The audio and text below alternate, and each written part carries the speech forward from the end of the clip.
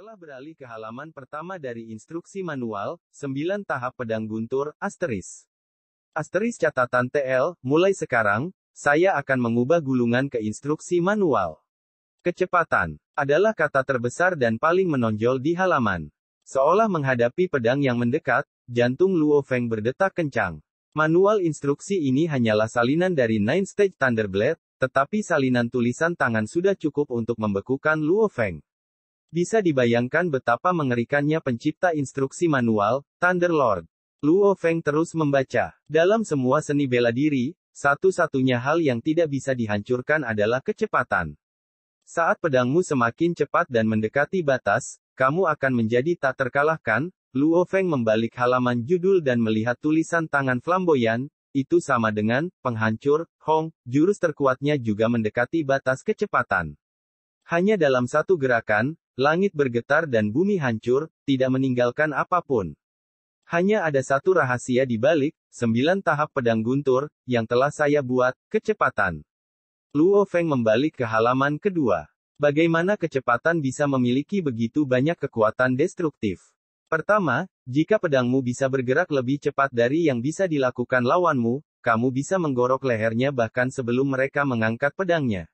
Bahkan jika kekuatan Anda hanya 1/10 dari lawan Anda, tenggorokan mereka tidak dapat bertahan melawan pisau tajam Anda. Jadi kecepatan memungkinkan Anda untuk menyerang titik lemah lawan. Selanjutnya, kecepatan dapat meningkatkan kekuatan bila Anda menggunakan rumus kalkulasi energi, kekuatan serangan pedang sama dengan 0,5 MiV pangkat 2, dengan kata lain, dalam kondisi stabil, semakin cepat bilah bergerak, semakin banyak energi yang dikandungnya. Bahkan kolom air dapat menembus baja jika cukup cepat. Selembar kertas bisa memotong baja. Kecepatan bisa membuatmu lolos dari pertahanan lawan. Kecepatan bisa membuat bilahmu tidak bisa dihancurkan.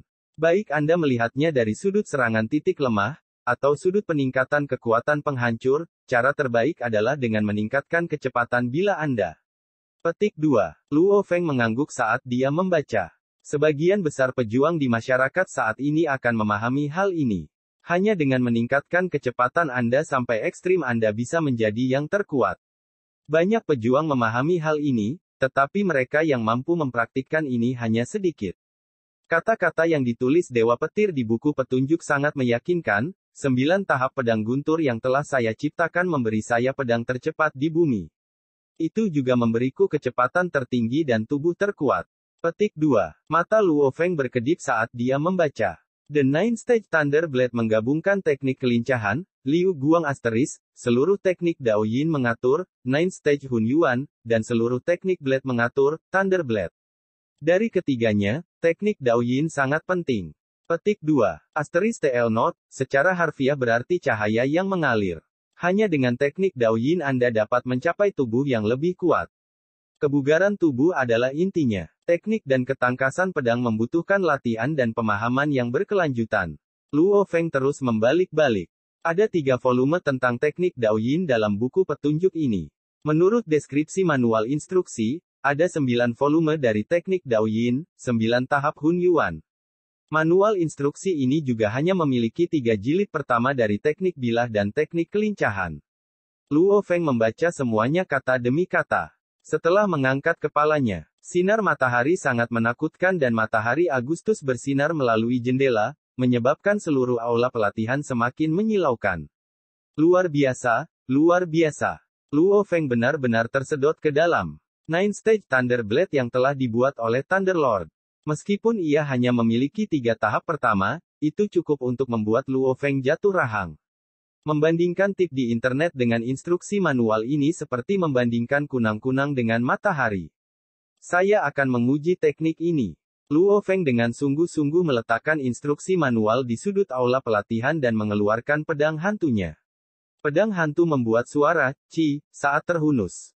Seluruh bilah hantu memiliki panjang 101 cm, panjang bilahnya 78 cm, dan lebar bilahnya adalah 5,2 cm. Pisau ini diasah beberapa saat yang lalu, dan bahan utamanya adalah paduan keluo kelas 2. Bahkan dengan setengah harga, pisau ini berharga 3 juta, dan berat 112 kg. Mulailah. Luo Feng sepertinya hanya berdiri diam di tengah-tengah aula pelatihan, tetapi pedang hantu di tangannya terus melambai. Teknik 9 tahap Thunder Blade mengandalkan cara khusus untuk mengerahkan kekuatan. Ketika orang biasa mengayunkan pedangnya, bisa dibilang mereka menggunakan 100% kekuatannya. Namun dalam pelatihan, 9 tahap guntur pisau, hanya 70% dari kekuatannya yang digunakan dalam mengayun.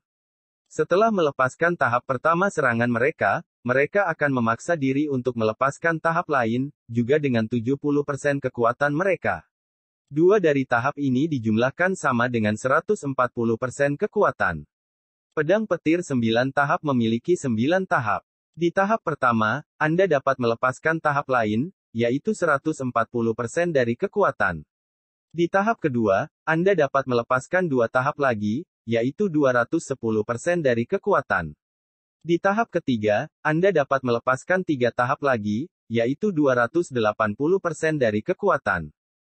Di tahap ke-9, Anda dapat melepaskan 9 tahap lagi, yang merupakan 720% dari kekuatan.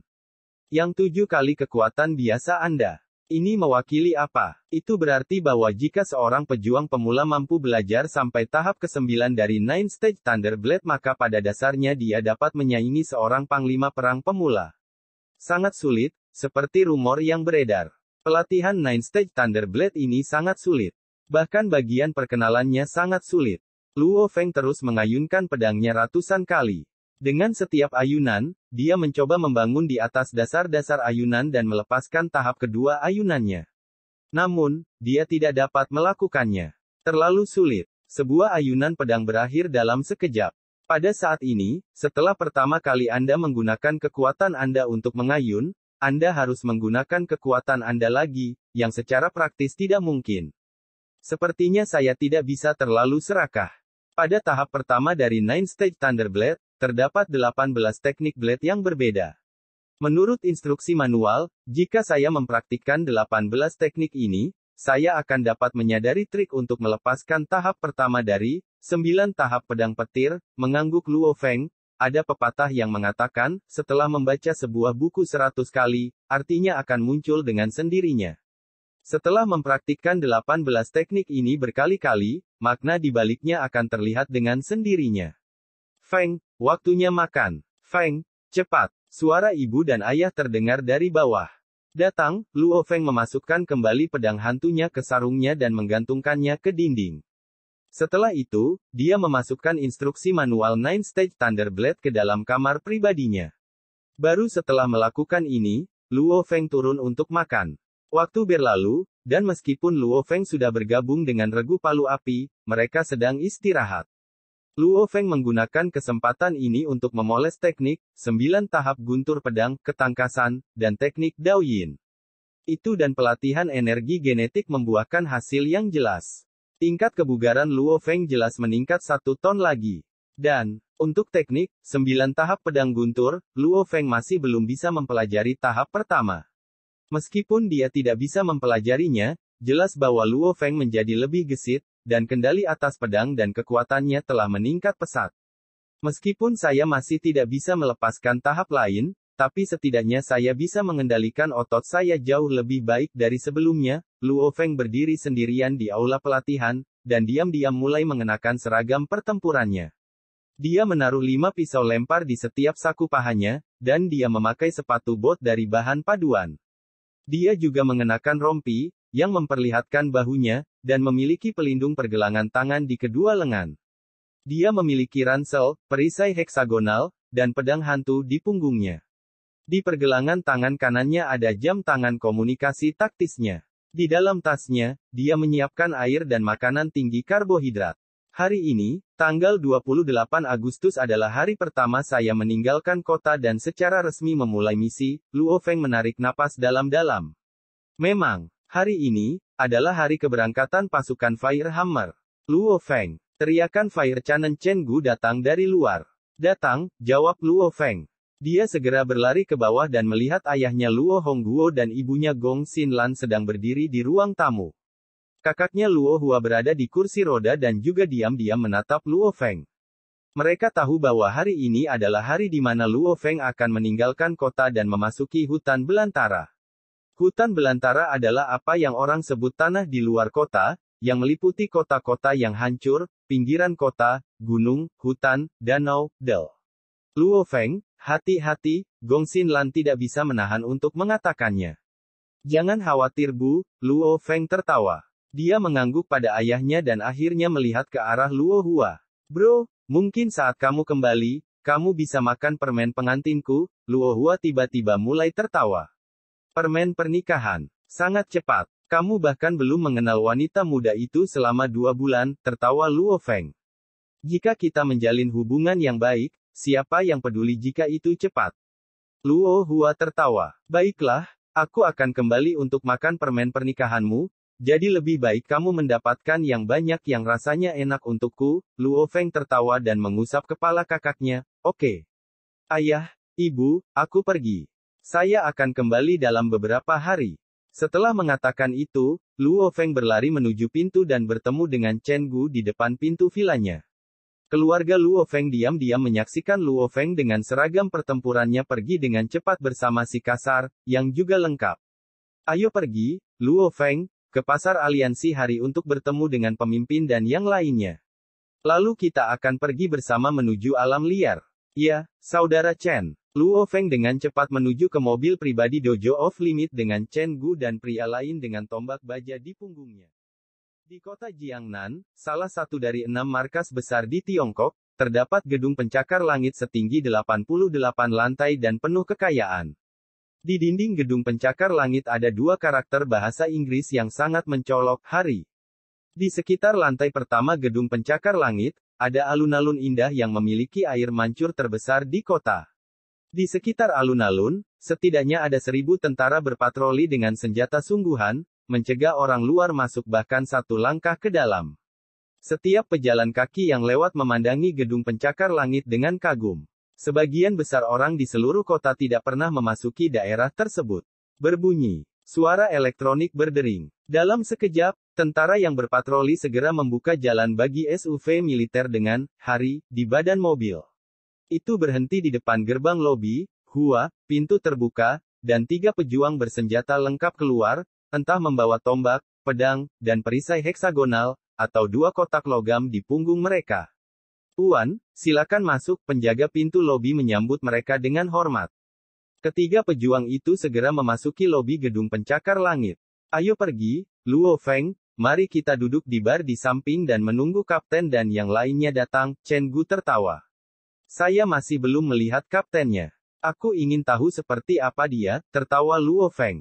Pada saat yang sama, ia mengamati pasar aliansi SDM. Ini adalah aliansi bawah tanah yang dibangun oleh keluarga dan perusahaan yang berkuasa di seluruh dunia. Itu bertindak sebagai markas besar mereka di kota Jiangnan, jadi gedung pencakar langit ini sangat mewah.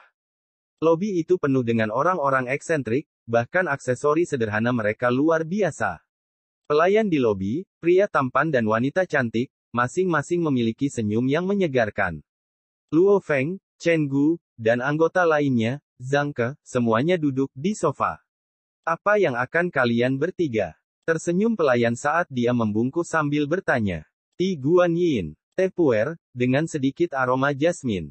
Meriam api Chen Gu dan Zhang Ke, kedua petarung senior ini segera berbicara, yang sedikit mengejutkan Luo Feng. Di Limit Hall, keduanya sering minum alkohol. Zhang Ke, yang otot bisepnya menonjol seperti gorila, tertawa sambil berkata, Luo Feng, alam liar berbahaya, jadi kita tidak bisa minum alkohol. Luo Feng tiba-tiba sadar, ya, kamu tidak bisa menganggap enteng alam liar, bagaimana kamu bisa minum alkohol sekarang? Aku juga akan minum secangkir teh puer, tertawa Luo Feng. Lagu musikal yang khusyuk diputar di lobi. Itu adalah lagu yang dimainkan dengan seruling. Mengenai lagu apa itu, dia tidak tahu. Namun, lagunya menenangkan, sekaligus memberi energi. Itu membuat seseorang merasa jauh lebih segar. Luo Feng, lantai pertama adalah tempat istirahat para tamu. Dari lantai 2 ke atas, disitulah barang-barang dijual. Chen Gu tersenyum, dalam aliansi bawah tanah, harga lebih rendah dari harga penuh barang-barang di pasar internet, batasi rumah. Tentu saja, biayanya lebih dari setengah harga kami. Luo Feng mengangguk, setengah harga adalah sesuatu yang hanya bisa dinikmati oleh anggota dojo. Hal terbaik tentang pasar aliansi bawah tanah adalah, bahwa kita dapat menjual bahan yang kita peroleh dari monster dengan harga tinggi kepada mereka, jelas Chen Gu. Jika kita menjual bahan dari monster yang diburu ke dojo, kita juga mendapatkan poin kontribusi tetapi harganya lebih rendah. Jika kami menjualnya ke pasar aliansi bawah tanah, kami mendapatkan lebih banyak uang tetapi tidak ada poin kontribusi. Tentu, siapa yang Anda putuskan untuk dijual sepenuhnya terserah Anda. Luo Feng tertawa, sampai saat ini, dia sudah membaca beberapa posting di utas diskusi pejuang, jadi dia tahu ini sejak lama. Menjual ke dojo memberikan poin kontribusi dan uang. Menjual ke pasar aliansi bawah tanah hanya memberi uang, tetapi banyak. Saudara Wang, Anda sudah bekerja sepanjang malam, istirahatlah dan serahkan pada saya, sebuah suara lembut terdengar. Luo Feng, yang sedang memegang cangkir tehnya, tiba-tiba menoleh seolah-olah dia disetrum oleh listrik. Di bar, ada seorang wanita muda dengan kemeja putih berkerah dan celana panjang hitam, yang berganti posisi dengan manajer lain. Di bar ini, ada 12 pelayan dan seorang manajer. Bar buka 24 jam dan shift 8 jam, jadi ada 3 grup berbeda. Su Xin. Luo Feng memandang dengan tidak percaya pada manajer wanita itu. Seorang wanita profesional yang memiliki aura keluhuran di sekelilingnya. Tidak mungkin orang biasa bisa menjadi manajer bar di lobi aliansi bawah tanah. Ini adalah tempat yang dibuat hanya untuk melayani para pejuang. Hanya untuk menjadi pelayan, Anda mungkin harus lulus dari perguruan tinggi bergengsi dan menjalani banyak pelatihan, belum lagi seorang manajer bar. Su Xin. Bagaimana gadis SMA biasa itu di masa lalu mengubah dirinya sendiri secara dramatis. Saudara Chen, Saudara Zhang, saya akan pergi ke sana sebentar. Luo Feng meninggalkan tas, perisai, pedang, del di atas sofa, dan dia berdiri sambil tersenyum saat dia menuju ke bar. Di bar, kepala Su Xin menunduk saat dia memeriksa persediaan di konter, tiba-tiba. Su Xin, suara yang akrab terdengar. Su Xin sangat terkejut. Orang-orang yang mengenalnya di lobi biasanya memanggilnya, manajer Su, dan biasanya para petarung tidak tahu namanya. Bagaimana seseorang bisa memanggilnya, Su Xin, dan suara ini terdengar sangat akrab. Su Xin mengangkat kepalanya. Pada saat ini, kepala Luo Feng diturunkan saat dia melihat ke bar, dan Su Xin setengah jongkok saat dia selesai memeriksa anggur dan mengangkat kepalanya. Tatapan mereka bertemu. Luo Feng dan Su Xin tiba-tiba memiliki perasaan yang sama, jantung mereka sedikit berdenyut. Luo Feng, kenapa kamu di sini? Su Xin bereaksi, dan dia berdiri sambil tertawa. Bahkan Su Xin bisa menjadi manajer di sini, kenapa saya tidak bisa berada di sini? Luo Feng tertawa saat berkata. Melihat wanita muda di depannya, Luo Feng tidak bisa tidak memikirkan saat-saat di sekolah menengah, di mana dia duduk di belakang kelas dan diam-diam melihat ke belakang Su Xin. Dia naksir untuk waktu yang lama, tapi dia tidak memiliki kesempatan untuk mengaku. Dia pikir dia mungkin tidak akan pernah melihat Su Xin lagi, tetapi dia akhirnya bertemu dengannya tepat sebelum perjalanan pertamanya ke hutan belantara di pasar aliansi SDM. Ah, Luo Feng, kamu seorang pejuang. Su Xin melihat pakaian Luo Feng dan tidak bisa tidak mengatakannya dengan heran. Iya, aku akan segera pergi ke alam liar, tertawa Luo Feng. Hutan belantara. Wajah Su Xin berubah sedikit. Di seluruh dunia, area selain kota disebut padang gurun. Bagi orang-orang yang tinggal di kota, hutan belantara pada dasarnya adalah pengganti area terlarang kematian. Ada semua jenis monster di sana, yang jahat, aneh, dan besar, yang biadab. Ada juga keberadaan yang hampir tak terkalahkan. Hanya umat manusia yang terkuat, para pejuang, yang bisa pergi ke sana dan melawan monster. Su Xin tidak mungkin berpikir, bahwa Luo Feng adalah seorang pejuang, dan bahwa dia akan memasuki hutan belantara.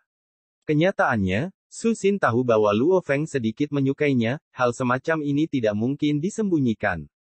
Luo Feng terus-menerus menatapnya setiap hari di kelas, dan Su Xin secara alami menangkap Luo Feng yang sedang menatapnya ketika dia menoleh.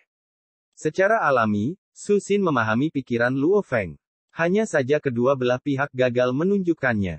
Luo Feng, kaptennya di sini, ayo teriak Chen Gu. Aku akan pergi ke sana, kata Luo Feng kepada Su Xin. Oke, mengangguk Su Xin. Luo Feng kembali ke tempat asalnya. Saat ini, 3 orang tiba, dan 2 di antaranya tampak mirip. Satu tatapan saja sudah cukup untuk memberitahu Anda bahwa mereka kembar. Keduanya memiliki perisai dan pedang di punggung mereka. Orang ketiga sangat besar dan memiliki 2 palu godam hitam yang bersinar dengan sedikit perak. Luo Feng, keduanya adalah saudara, pedang bulan kembar, yang terkenal dari keluarga Wei, Wei Ti dan Wei Qing, tersenyum Chen Gu sambil berkata. Wei bersaudara menganggukkan kepala mereka ke arah Luo Feng dan meletakkan perisai dan pedang mereka dan duduk. Saudara Ti, saudara Qing, tersenyum Luo Feng saat dia menyapa. Anggota regu palu api lainnya jauh lebih tua dari Luo Feng, setidaknya 10 tahun lebih tua. Dibandingkan dengan 5 orang lainnya, Luo Feng memang tampak seperti adik laki-laki. Ini adalah kapten regu palu api kami, Gao Feng, Dual Wind Hammer, kata Chen Gu. Luo Feng tidak bisa tidak memperhatikan bahwa kapten, Gao Feng, itu, tidak setinggi itu. Dia hampir tidak melewati 180 cm. Keistimewaannya adalah dia bertubuh sangat baik, seolah-olah dia terbuat dari batang baja. Gao Feng mencibir, dan otot wajahnya seperti batu saat dia mendekat. Luo Feng, kamu juga menggunakan pedang, jadi setelah memasuki hutan belantara, cobalah untuk mendapatkan pengalaman dari Wei Ti dan Wei Qing. Anda memiliki bakat yang bagus, jadi saya yakin Anda akan segera menjadi anggota tim kami. Oke, mengangguk Luo Feng. Apapun yang terjadi, prioritas utamanya adalah tidak menjadi beban bagi pasukan petarung elit ini. Istirahatlah dan kita akan pergi, kata Gao Feng. Ya, Kapten. Termasuk Luo Feng, mereka berlima mengangguk. Hanya dalam 20 menit, Gao Feng dan yang lainnya menghabiskan minuman mereka dan berdiri, ayo pergi, ke alam liar. Luo Feng segera mengambil pedang hantu, perisai, del. Luo Feng, sebuah suara berdering. Luo Feng menoleh. Pada saat ini, dada Su Xin sedikit berdebar kencang. Untuk beberapa alasan, pikiran Luo Feng memasuki hutan belantara yang berbahaya membuatnya khawatir. Mungkin Su Xin juga mulai mengembangkan perasaan khusus pada bocah lelaki yang naksir padanya selama sekolah menengah. Iya, Luo Feng memandang Su Xin.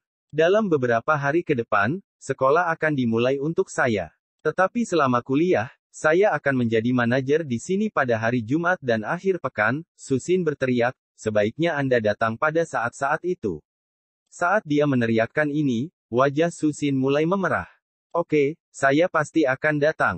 Luo Feng tersenyum. Kamu mengambilnya begitu cepat. Bagus. Chen Gu menepuk bahu Luo Feng sambil tertawa keras. Ini adalah salah satu keuntungan menjadi muda, semua wanita cantik menempel padamu, Gao Feng tertawa di samping. Karena dia sudah memutuskan untuk membiarkan Luo Feng bergabung dengan regu palu api, tentu saja mereka akan memperlakukannya sebagai saudara. Luo Feng hanya tertawa. Ayo pergi. Masuk ke mobil. 6 dari anggota tim Fire Squad naik mobil pribadi aliansi Hari dan menuju ke stasiun kereta, di mana mereka akan naik kereta menuju hutan belantara.